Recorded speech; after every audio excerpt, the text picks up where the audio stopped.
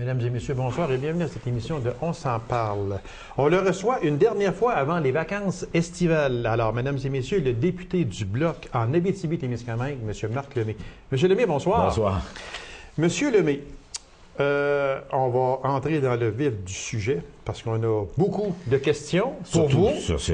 Oui. On ne parlera pas d'élection pour de suite, mais ça me tente juste d'en parler un peu. Parce que, non, c'est parce que chez les conservateurs, on commence tranquillement à dire qu'il se pourrait qu'il y ait des élections à l'automne. Ils ont essayé ça l'année dernière. Ils ont essayé de faire des élections. On était en élection au mois d'octobre. Comme j'ai dit à bien du monde, là, regarde, il faudrait qu'on travaille un peu. Mais ça, parce que là, regardez, à toutes les fois que le Parlement est dissous et qu'on s'en va en élection, la machine arrête à Ottawa. Et l'année dernière, rappelons-nous, parce que vous vous rappelez, on s'était vu, je pense, en même temps, vers la fin d'avril, et on s'est dit, on se reverra à l'automne. On ne s'est pas revu à l'automne parce qu'on est tombé en élection. On a arrêté la Chambre des communes au mois de juin l'année dernière, et on l'a repris au mois de novembre. Qu'est-ce qui se passe pendant ce temps-là? Alors, moi, je suis pas... On ne gouverne pas dans ce temps-là. Alors, moi, pour un, je suis pas d'accord. J'espère que c'est des ballons d'essai. Et je connais les libéraux. Ce qu'ils veulent, c'est le pouvoir pour le pouvoir. Ils veulent avoir le pouvoir. Ils acceptent pas d'être pas au pouvoir. Mais les libéraux qui prennent le temps, là. Moi, je dis à tout le monde, calmons-nous, là. C'est pas le temps. Laissons travailler un peu la machine avec ce qu'on y a mis dedans. Et non pas faire travailler la machine électorale immédiatement. Voilà, moi, en tout cas, aussi, pas parce que je serais pas prêt. Hein. Non, mais à l'automne aussi, il y a élections municipales partout au Québec. Ça, c'est important. Puis, ensuite de ça, on se rapporte tout de suite après ça, au mois de février, les Jeux olympiques. Les Jeux olympiques à Vancouver. Puis, nous autres, on pense, ce qu'on avait prévu, nous, c'est que s'il y avait des élections, ce serait probablement... le budget, d'habitude, est déposé en février à Ottawa, mais selon moi, le budget serait déposé après les Jeux olympiques. Ça veut dire en mars. Donc, au mois de mars. Puis là, on verra, qu'est-ce qui va se passer. Et on renverse le gouvernement sur la question du budget, puis on s'en va en élection pour le mois de mai. Bon, voilà. C'est-tu pas bien comme scénario? Je vous dirais déposer vers le 10 mars, élection pour le 15 avril, juste après Pâques. 15 avril, après Pâques l'an prochain. Là, ça serait normal. Mais avant ça, là, je trouve que c'est faire de la politique.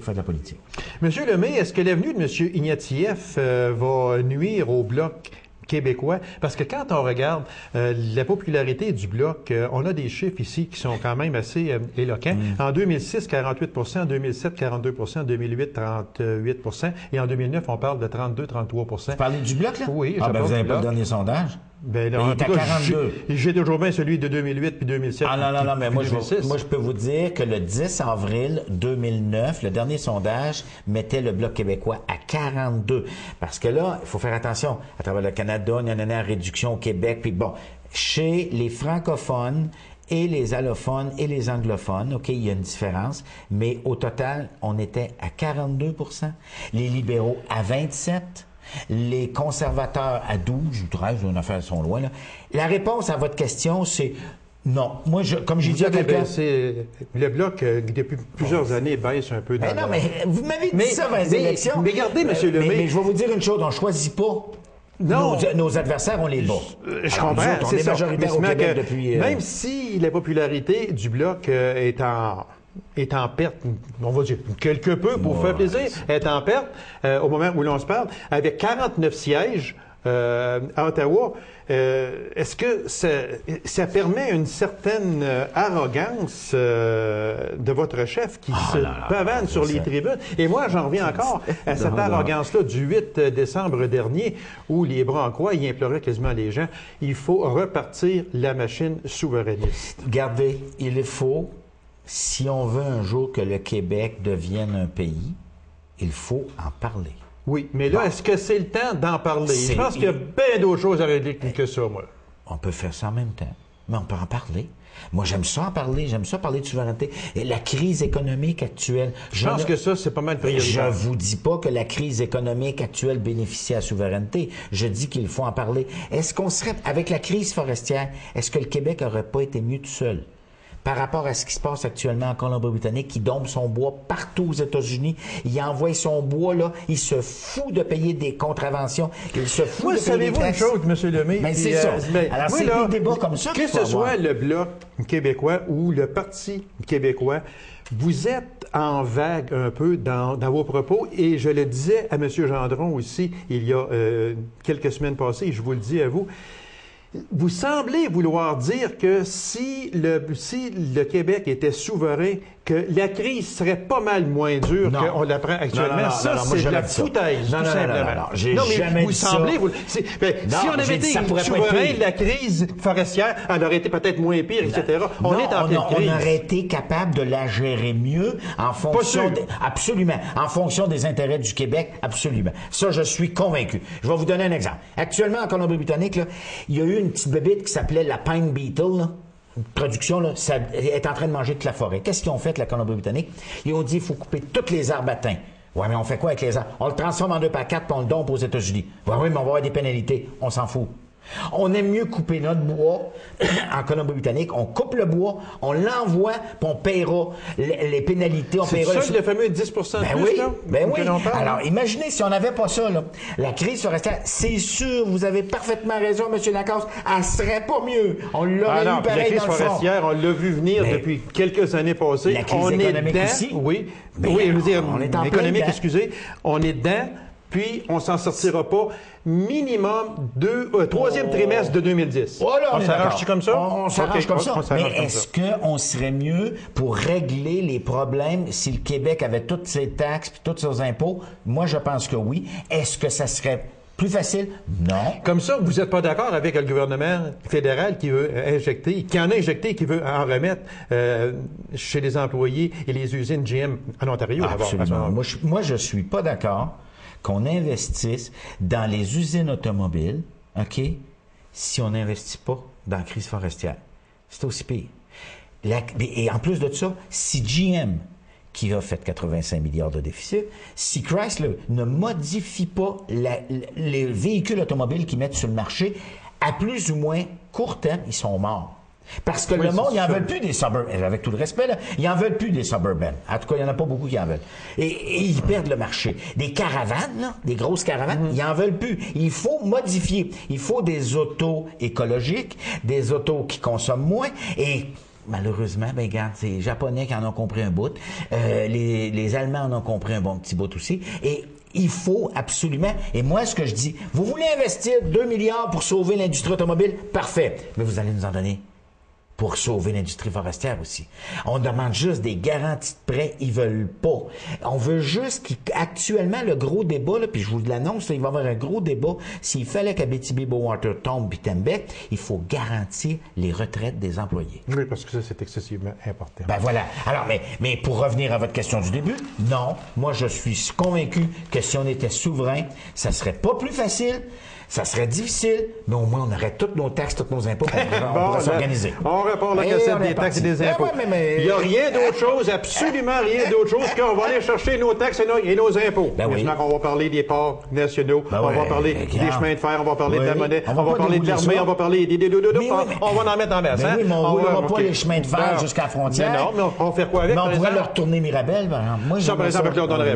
Ça, il n'y a aucun problème là-dedans, M. Lemay. C'est ça. On va passer à une chose sérieuse, M. Lemay. C'était pas sérieux? Oui, c'était très sérieux. C'était la mise en bouche. Monsieur Lemay, harmonisation de la taxe de vente. L'Ontario va toucher 4,2 milliards, puis le Québec qui va toucher 0. Moi, là... Si on était souverain, OK, c'est correct. Non, chez moi, de souveraineté ce matin, s'il vous plaît. Mais non, soyons très sérieux, monsieur, parce que c'est important, M. Lemay. Vous avez raison. Qu'est-ce que l'harmonisation de la taxe de vente, c'est quoi exactement? L'harmonisation, c'est que tu t'entends sur un certain nombre de produits. Je vais donner un exemple précis, les livres. OK. Par exemple, nous autres, au Québec, on dit, on veut plus de taxes sur les livres. Ottawa dit, on veut de la taxe sur les livres. Alors, on harmonise nos taxes. On dit, non, regardez. OK, ça, on l'enlève, mais par exemple, les couches pour bébés, les produits hygiéniques pour les femmes. Alors, on enlève la taxe, on l'harmonise. Ça veut dire, ce que toi, t'enlèves comme taxe, moi, je te le donne. OK. Parce que nous autres, à Ottawa, on s'est entendu sur ça. Ben, je reviens avec l'exemple du livre. Et là, on le sait, on va arriver dans le salon du livre, nous autres, ici, en Abitibi-Témiscamingue. Alors, salon du livre, t'arrives, t'as plus de taxe sur les livres. Alors, ça fait perdre. Alors, arrondissons, là, ça fait perdre à peu près 1 ou 2 milliards par année, cette harmonisation-là. Ben, le gouvernement fédéral rembourse. Et c'est normal qu'ils le fassent. Et c'est là-dessus qu'on se bat. Et on s'est battu on depuis l'a un fait, mois. Ça, déjà, nous autres? Non, c'est pas harmonisé parce que le fédéral voulait pas. Ils sont harmonisés à d'autres endroits. Mais bon, il y a eu aussi un problème. Parce que les libéraux au Québec voulaient pas non plus. Quand ils étaient au pouvoir, ils ont dit non, non, non. Là, ils ont commencé. Mme Jérôme Forgette, qui est partie, hélas. Ben, Mme Jérôme Forgette avait commencé à vouloir demander au fédéral, harmonisons nos taxes. Oui, c'est ça. Puis elle s'est fait dire non. Donc. Ben là, mais selon moi, là, ils sont en... Et je pense que M. Paradis commence à comprendre, puis je pense que M. Blackburn commence à comprendre. Ouais, là, on les a poussés un peu, là. Puis vous allez voir, là, d'ici un mois, là, selon moi, ils vont annoncer que les taxes vont être harmonisées entre le Québec et Ottawa, et que Ottawa va verser des sommes d'argent. Je suis convaincu. Pourquoi? Parce qu'ils vont sauver de l'argent. La taxe sur la taxe de la taxe, ça fait une taxe qui coûte trop de taxes. Alors là, regarde, on va en couper un bout. Et écoutez, c'est sérieux parce que vous avez raison. Si vous prenez, et là, j'arrive à un chiffre, par exemple, vous avez la TPS, 7,5 %. Donc, de 15 $ vous ajoutez la TPS et après ça, vous prenez le chiffre et vous ajoutez la TVQ par-dessus. Donc 15 $ plus, je sais pas moi, 7,5 %, ça fait peut-être quoi, je sais pas. TPS, 5 puis l'autre, voilà. Alors, 7,5 plus vous en ajoutez, alors c'est la taxe sur la taxe qui devient bon. Alors, on harmonise, alors on enlève sur certains produits la taxe. Moi, l'exemple, là, c'est vraiment les livres, là. Ça, là, si on veut que nos jeunes apprennent à lire puis lisent régulièrement, ben on oui, c'est ça. Tout ce qui est culture, c'est moi, ça devrait être enlevé. Mais là. moi, je pensais, et je suis sincère en vous disant ça, que l'on paie, supposons, on paye la TPS, qui est 5 %. Après ça, on paye la taxe de vente provinciale 7,5 %, qui va monter à 8,5 en 2011. Moi, je pensais qu'on payait que ce qui s'en viendrait. On paierait le 5 %, mais on ne paierait pas le 7,5 sur le 5 % Ah ben, mais l'objectif, c'est en partie ça aussi. C'est ça, OK. Voilà. Alors, c'est comme je vous disais, l'exemple de, bon, 15 $ plus 5 % de TPS. Okay. Là, vous additionnez et après ça, vous y ajoutez. Vous remettez un 7,5 Voilà. Alors dessus. là, ça va s'harmoniser. Mais également, on va enlever sur certains produits la taxe pour que tout le monde s'harmonise. Okay. C'est-à-dire, l'exemple, couche pour bébé, produits hygiéniques primaires pour la femme, les livres. Ça, pour moi, là, c'est les exemples, là, mais ça va s'enlever. Monsieur Lemay. On n'a pas déjà fini? Non, que ça allait bien. Non, on n'a pas parlé du registre des armes encore. Je savais que ça allait venir. Monsieur Lemay, vous me direz si c'est vrai, ça a sorti sur nos fils de presse le 28 mars dernier, quand on dit qu'il est intéressant de savoir que le gouvernement fédéral alloue une pension mensuelle de 1 890 $ à un simple réfugié, 580 $ en assistance sociale pour un grand total de 2 470 $ pour 12 mois, ça fait 28 920 $. Pension de vieillesse, 1 012 $ par plus de ça et le supplément garanti. Oui. On multiplie ça par 12, ça fait 12 144, une différence de 16 776 pièces. Alors que nos personnes âgées qui ont travaillé 40-50 ans pour faire de notre pays un beau pays, peut-être que nos personnes âgées devraient demander le statut de réfugié à la place de demander des pensions de vie. Est-ce que c'est vrai? C'est vrai. C'est vrai. Oui. On est réfugié, on va chercher 28 920 $. Oui. On est un Canadien pur laine qui s'est retroussé les manches pour faire un beau pays qui est le Canada. On va aller chercher 12 144 $. Vous avez raison. Et là, on va l'expliquer. Non, on va l'expliquer. OK. Alors, premièrement, la personne âgée est donc, excusez-moi, mais la redondance, là, elle est âgée de 65 ans et plus. Oui. C'est pas le cas du réfugié. Bon, je vous dis pas que j'accepte ça, là, mais je vous explique la situation. Un réfugié qui est reçu comme tel au Canada en attendant que la décision finale soit prise, et là, j'arrive en disant il faut que la décision finale ne prenne pas 2 ans, 3 ans, 4 ans à se prendre. Il y a un problème. La Commission canadienne des réfugiés, là, il faut absolument qu'elle siège. Et qu'elle siège sur une base régulière avec du monde là-dedans. Il manque 80 personnes, 80 commissaires pour la faire fonctionner sur une base régulière. Donc, en attendant, la personne, je vous donne, on va faire attention, mais Je vous donne quelqu'un qui arrive du Sri Lanka actuellement. On sait ce qui se passe. Les Tamouls, puis tout ça. Là. Le gars arrive ici, il dit que il demande le statut de réfugié politique. S'il est reconnu à sa face même, par exemple, il est journaliste au Sri Lanka. Les 3 membres de sa famille ont été assassinés. Ça se pourrait qu'il soit reconnu à sa face même réfugié. Mais il va avoir un débat. Après, il va avoir une audition. Mais entre le moment où il rentre au Canada comme réfugié et le moment de l'audition, oui, vous avez raison. Bon, le Canada est un pays hospitalier, Comment pourrait vivre la personne? Je vous dis pas que c'est acceptable. Ce que je vous dis, c'est la situation actuelle et elle perdure et c'est le problème. Parce que, je vais vous raconter mieux que ça, vous avez un couple qui arrive au Canada qui demande le statut de réfugié, OK? Ils reçoivent les sommes que vous venez de mentionner là. Ils se font un enfant. L'enfant devient automatiquement citoyen canadien. Si on expulse son père et sa mère, l'enfant reste seul ici. Bonne loi. Alors, non, mais c'est qu'il faut absolument que la Commission canadienne de l'immigration fonctionne plus rapidement pour rendre des décisions plus rapides. C'est aussi simple que ça. On peut plus se permettre d'attendre 1, 2, 3 ans avant que la personne, son sort soit décidé. Il y en a des faux réfugiés. Oui, on s'entend-tu là-dessus? Oui, il y en a des faux réfugiés. Alors, eux autres, il faut qu'on les détecte le plus vite possible et qu'on les retourne le plus vite possible. Mais la loi est là.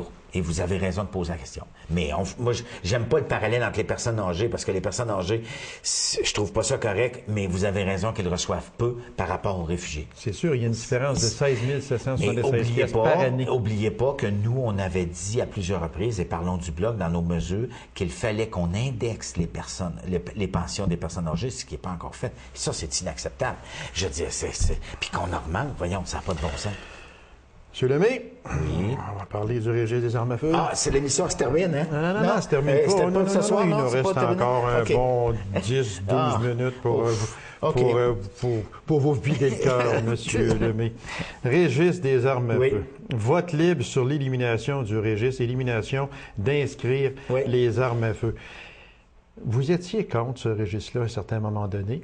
Oui. Et maintenant, vous êtes rendu pour. J'étais contre. C'est ça qu'on appelle un vire-capot? Non, c'est pas ça qu'on appelle un vire-capot? J'étais contre le fait qu'on réinvestisse des sommes considérables pour faire marcher ce registre-là. Et je me suis levé en champ, j'ai voté contre. OK? Puis votre chef vous a tapé ses doigts. Bon, regarde. Non, il faut le dire, Monsieur Lemay. J'admets que le regard d'acier de Gilles Duceppe c'est ce que je n'ai jamais admis, c'est qu'on ne peut pas être vraiment autonome en chambre. Le parti décide. Alors, les petits chiens de poche suivent, on vote tout pour ça. Quand vous votez contre, le chef vous fait des gros yeux, puis vous n'aimez pas ça. C'est correct. Mais une fois qu'on a dit ça, le registre, il est là.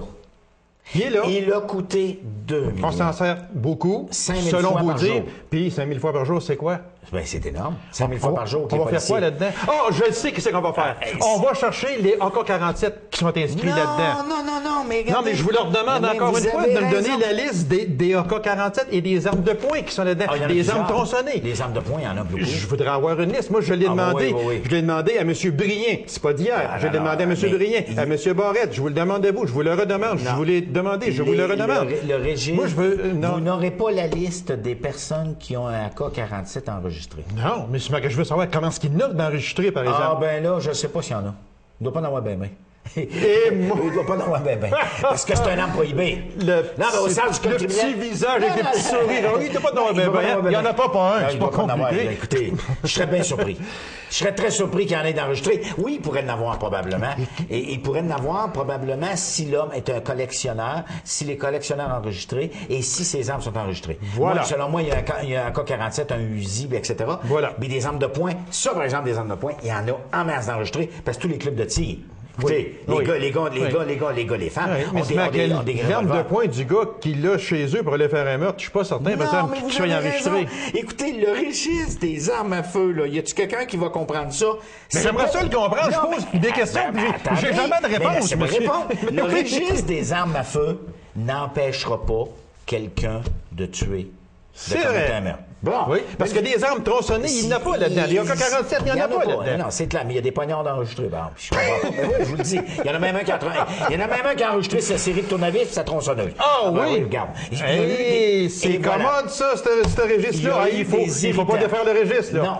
Les CHN qui sont rendus là-dessus, il ne faut pas défaire les registres. Hey, soyons sérieux, monsieur Lemay. Le registre est là. Sérieux.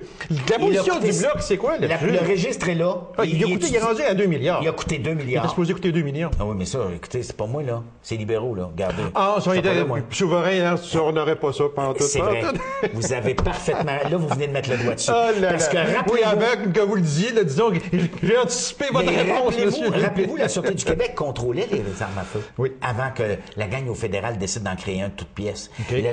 Les Sûretés du Québec, moi, ça fait pas très... Ben, ça fait longtemps, là, mais dans les années 75, 80, là, quand vous passiez votre permis d'acquisition d'armes à feu, là, vous alliez passer un cours là, qui durait une fin de semaine, puis après ça, vous en alliez... j'ai tout passé ça. Je suis en loi, mais sinon, je sais pas quoi faire avec. Ben, c'est ça. On allait chercher une carabine, puis le gars pitonnait, puis il s'est enregistré.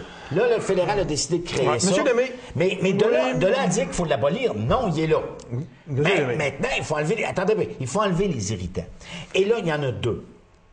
Il y a le certificat d'acquisition d'armes à feu. Ça, là, c'est de juridiction fédérale. C'est ça qui a 8 pages, là, puis qui écœure tout le monde, parce que les possesseurs légitimes d'armes à feu, puis Dieu sait qu'on en a pas mal dans notre coin, on en a 20 000 chasseurs. Alors, eux autres, là, ils avaient l'air, à première vue, de criminels en puissance. Quand tu poses des questions qui vont aussi loin que êtes-vous en instance de séparation?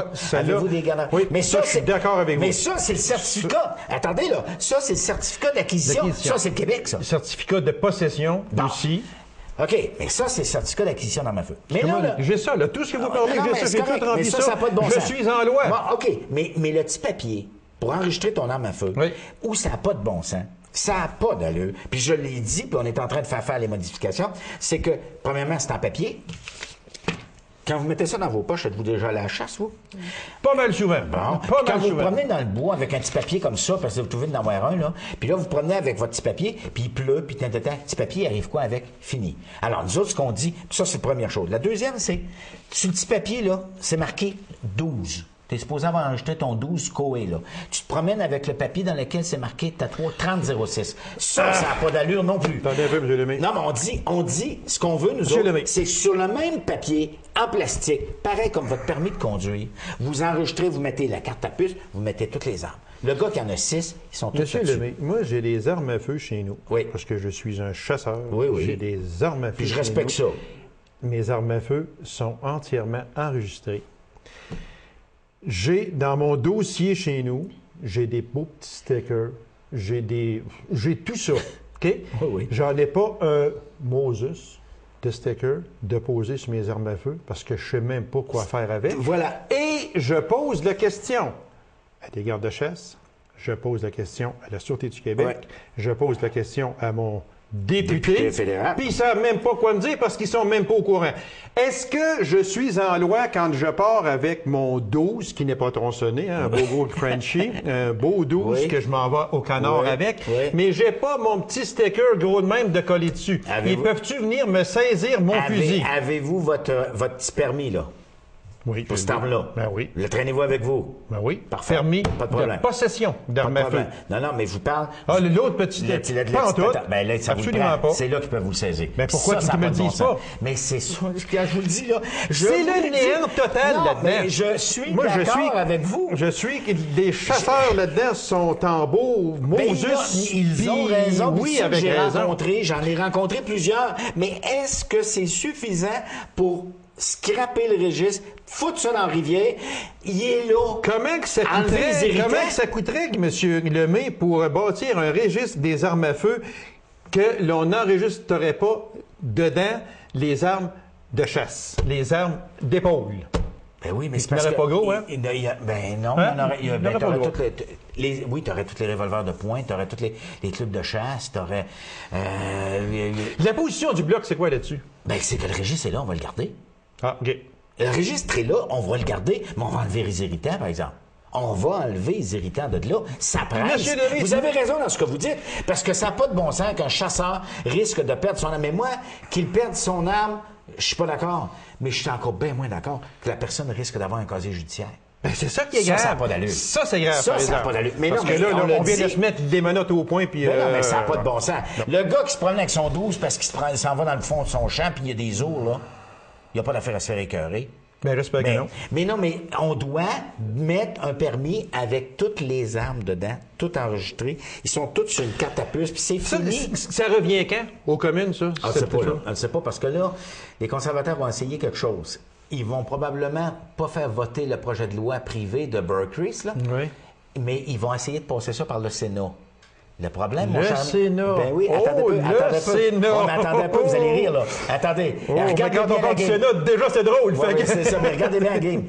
Les conservateurs, qui savent que ça se pourrait que ce projet de loi-là privé passe pas, ils essayent de passer ça par la porte d'en arrière au Sénat, mais là, le Sénat, il est à majorité libérale. Et les libéraux, ils ont dit qu'ils ne voteraient jamais pour ça, pour l'abolir. Jamais, jamais. Alors, qu'est-ce qui va se passer au Sénat? Ils vont dire, on ne l'appuie pas. Et là, qu'est-ce que les conservateurs vont dire? Regardez, c'est la preuve qu'il faut abolir le Sénat. Je vous jure, ça va être ça. Mais pendant ce temps-là, on fait de la petite guéguerre sur un dossier qu'on pourrait régler en disant aux chasseurs, regardez bien, certificat d'acquisition qui vous pose des milliers de questions, là, ça c'est au Québec. Réglez le problème. Bon, ça c'est la première affaire. Mais la deuxième, on va mettre juste une petite carte. Pareil, pourquoi qu'ils mettent pas ça sur le permis de conduire? Parfait. Ben moi, qu'ils mettent tout ça. Il reste deux choses, monsieur. Ben, c'est parce que là, il reste 5-2 minutes. Oh, il reste 2 minutes? Oui, il fait 5 minutes, il reste 2 minutes. Mais en parlant du Sénat, on va juste ouvrir une petite parenthèse, OK? Le sénateur Raymond Lavigne, qui a été banni du Sénat, vous savez ça, pour une faute de plus que de 5 000 pièces, abus de confiance et obstruction à la justice, passible de 14 ans de prison. Puis il est là, puis il continue encore à siéger, puis il retire son salaire. La Terre appelle la Lune ou la Lune appelle la Terre? Houston, we have a problem. Ah, OK. Et c'est clair qu'il va falloir que les libéraux l'expulsent. On n'en parlera pas parce que là, on va choquer. On va encore cocher. Assurance-emploi, dépôt de 2 projets de loi par le Bloc. Admissibilité 360 heures. Aucune hausse des prestations à 60 et pas de délai de carence de 2 semaines. Moi, je vous approuve. Merci beaucoup. Et là, il faut que ça passe. Et là, on va voir le vrai visage des libéraux. Parce que si ça passe pas, si on était souverain, ça passerait. Ben oui. Ça déciderait nous autres même. Ça, c'est clair. C'est clair parce qu'on aurait toutes nos taxes et nos impôts. Toutes nos taxes et nos impôts, monsieur Lemay. On serait heureux, le bonheur total. Non, je ne dis pas que ce serait le bonheur total. Mais moi, je suis entre nous autres, c'est la même langue. Bon, mais très vitement, il reste une minute, monsieur Lemay. Ces deux projets de loi-là, c'est vraiment important. C'est excessivement important. Ça, c'est très important, comme la loi sur le retour des jeunes en région qui donnerait une déduction d'impôt de 8 000 $.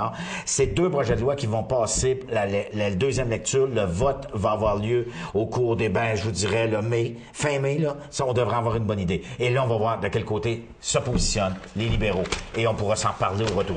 Merci beaucoup, Monsieur Lemay. Bonnes vacances à vous et bon été à vous. Puis on se revoit certainement au mois de septembre ou octobre prochain parce que on a du plaisir de faire des élections. Si on n'est pas en élection. Merci beaucoup, Monsieur Lemay. Merci, au plaisir. Alors, mesdames et messieurs, merci d'avoir été là et on se donne rendez-vous à une autre émission de On s'en parle. Au revoir.